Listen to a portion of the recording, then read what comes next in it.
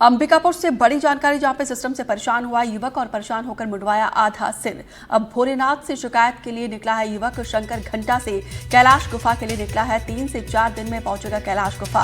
छेड़छाड़ मामले में कार्रवाई नहीं होने से युवक परेशान है और ऐसे में देखिए यहाँ पे एक अलग ही रुख अपनाया है। इस युवक ने सिस्टम से इस कदर परेशान हुआ है कि उसने पहले तो अपना सिर मुंडवाया है आधा, उसके बाद से महादेव से शिकायत के लिए ये शख्स निकला है। शंकर घाट से कैलाश गुफा के लिए निकला ये शख्स और 3 से 4 दिनों में पहुंचेगा कैलाश गुफा। छेड़छाड़ मामले में कार्रवाई नहीं होने से ये युवक इस कदर परेशान था कि पहले तो उसने अपना सिर मंडवाया और उसके बाद से देखिए यहाँ पे कावड़ लेकर महादेव के चरण में जा रहा है और इस कठिन यात्रा के जरिए अपनी शिकायत को दूर करने की आस्था मन में लेकर महादेव के शरण में ये शख्स जा रहा है। ये आधे सिर जो मुड़वाया हुआ है ये सिस्टम का मार है और दिखाई दे रहा होगा। जैसे कि अभी हम लोग आवेदन भी पकड़े हैं, एक दुर्गा वाहिनी के बहन के साथ छेड़छाड़ किया गया, जिसका हाथ भी पकड़ा गया और उनसे बदतमीजी भी किया।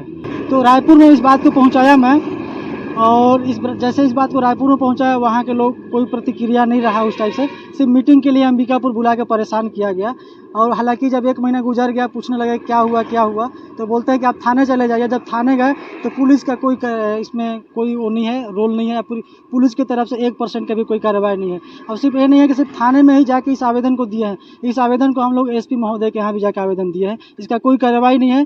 और इस चीज़ को हम लोग जा रहे हैं सिर्फ भोलेनाथ को बताने के लिए कैलाश गुफा।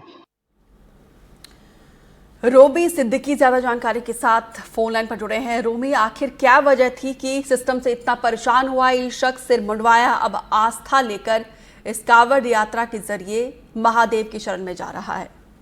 देखिए, ये युवक दीपक यादव हैं जो बलरामपुर के रहने वाले हैं। इनका सीधा तौर पर आरोप है कि इनकी एक बहन के साथ छेड़छाड़ हुआ, बाकायदा इनके ही संगठन के कार्यकर्ताओं के द्वारा किया गया, जिसकी शिकायत वे लगातार थाना में SP के पास और संगठन में भी किए।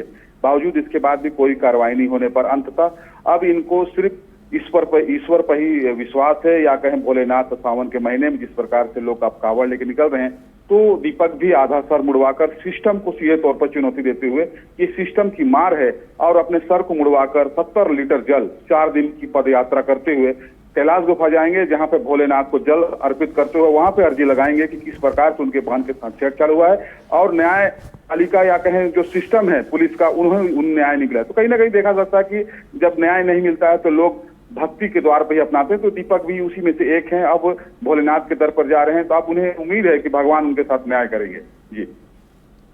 जी बहुत बहुत शुक्रिया रोमी, विस्तार से जानकारी देने के लिए।